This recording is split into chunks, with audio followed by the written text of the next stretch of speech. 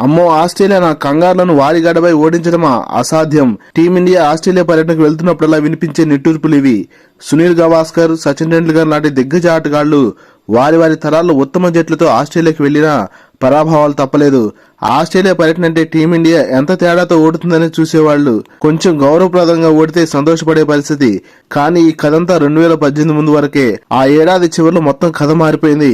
ఆస్ట్రేలియాలో ఓడించడం అసాధ్యమని బలంగా నాటుకుపోయిన అభిప్రాయానికి 2018 సీజన్లో కోహ్లీ సేన 2-1 గెలుపుతో చరమగీతం పాడింది. 521 పరుగులతో సిరీస్ మొత్తం భారత్ను కాపాడి గోడగా నిలబడిన Cheteshwar Pujara player of the series అవార్డును గెలుచుకున్నాడు. 2 ఏళ్ల తర్వాత అనేక ప్రతికూలతల మధ్య రహానే సారథ్యంలోని జట్టు అసాధారణ విజయాన్ని అందుకుంది.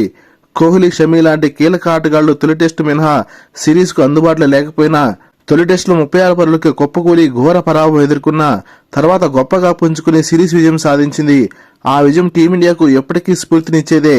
కెప్టెన్ అజింక్య రహానేతో పాటు మిగతా జట్టు సభ్యులంతా సమిష్టి కృషితో భారత్ 2-1తో సిరీస్ ను కైవసం చేసుకుంది. అయితే ఈసారి సిరీస్ ముంగిట భారత్ ఏమంత ఆత్మవిశ్వాసంతో లేదు. తీవ్ర ఒత్తిడిని ఎదుర్కొంటుంది. సొంత గడ్డపై న్యూజిలాండ్ చేతిలో వైట్ వాష్ కు గురవడమే అందుకు ప్రధాన కారణం. రోహిత్ శర్మ, విరాట్ కోహ్లీ, రాహుల్ లాంటి సీనియర్లు ఫామ్ లో లేరు. షమి అందుబాటులో లేడు.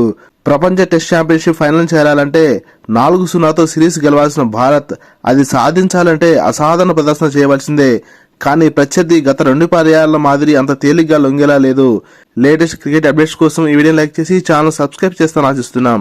Thank you for watching.